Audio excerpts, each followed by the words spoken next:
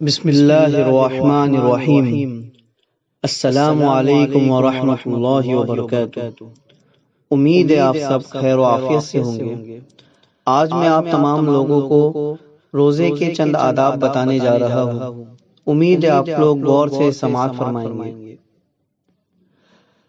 بسم اللہ الرحمن الرحیم۔ حضرت ابو ہریرہ رضی اللہ تعالی عنہ نبی کریم صلی اللہ علیہ وسلم سے روایت کرتے ہیں کہ جب تم میں سے کوئی کسی دن روزے سے ہو تو وہ فحش گوئی نہ کرے، یعنی بری باتیں نہ کہے، نہ جہالت والا بد تہذیبی والا کوئی کام کرے۔ اگر کوئی شخص اس سے گالی گلوچ یا لڑائی جھگڑا کرنا چاہے تو وہ کہہ دے کہ میں روزے دار ہوں، میرا روزہ ہے۔ یہ مسلم شریف کی حدیث ہے۔ اس حدیث کا فائدہ یہ ہے کہ روزہ ضبط نفس کی تربیت ہے۔ انسان اپنی زبان، غصے اور جذبات پر قابو پانا سیکھتا ہے۔ میں روزے دار ہوں کہنے کا مقصد خود کو یاد دلانا ہے کہ میں عبادت کی حالت میں ہوں، سامنے والے کو بھی تنبیہ کرنا ہے کہ میں جھگڑے میں نہیں پڑنا چاہتا۔ اخلاق کی تربیت۔ اسلام میں روزہ انسان کے اخلاق کو سنوارتا ہے۔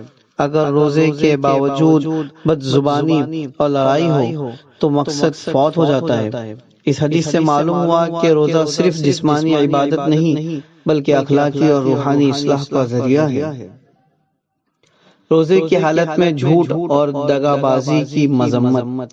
حضرت ابو ہریرہ رضی اللہ تعالیٰ عنہ سے روایت ہے کہ رسول اکرم صلی اللہ علیہ وسلم نے ارشاد فرمایا، اگر کوئی شخص روزہ رکھ کر بھی جھوٹ بولنا اور دغا بازی کرنا نہ چھوڑے تو اللہ تعالیٰ اس کی کوئی ضرورت نہیں کہ وہ اپنا کھانا پینا چھوڑ دے۔ بخاری شریف کی حدیث ہے۔ اس حدیث کا فائدہ یہ ہے کہ روزے کی اصل روح سچائی اور تقویٰ ہے۔ قرآن کریم میں ہے لعلکم تتقون، تاکہ تم میں تقویٰ پیدا ہو۔ جھوٹ اور دغا بازی روزے کی برکت ختم کر دیتی ہے۔ اگر انسان زبان اور معاملات کی اصلاح نہ کرے تو روزہ محض بھوک و پیاس رہ جاتا ہے۔ قبولیت کا تعلق عمل کے اخلاص سے ہے۔ اللہ تعالیٰ کو ہماری بھوک نہیں بلکہ ہمارے دل کی پاکیزگی مطلوب ہے۔ اس حدیث سے معلوم ہوا کہ روزہ انسان کو سچا دیندار بناتا ہے اور با اخلاق بناتا ہے۔ خلاصہ، روزہ صرف ظاہری بھوک پیاس نہیں بلکہ باطنی اصلاح کا نام ہے۔ زبان کی حفاظت، غصے پر قابو اور سچائی اختیار کرنا روزے کے بنیادی آداب ہے۔ اگر اخلاق درست نہ ہو تو روزے کا مقصد فوت ہو جاتا ہے۔ کیا فائدہ ایسا روزہ رکھ کر کہ ہم اتنی محنت سے روزہ رکھے، صبح سے شام تک بھوکے رہے، لیکن اپنے ہی روزے میں ہمیں کوئی فائدہ حاصل نہ ہو۔ ہم نے گالی دے کر، غیبت کر کر، جھوٹ بول کر اپنے روزے کو برباد کر دیا اور صرف بھوکے پیاسے رہنے سے ہمیں کچھ حاصل نہ ہوا تو یہ ہمارے لیے کتنی بد نصیبی کی بات ہے۔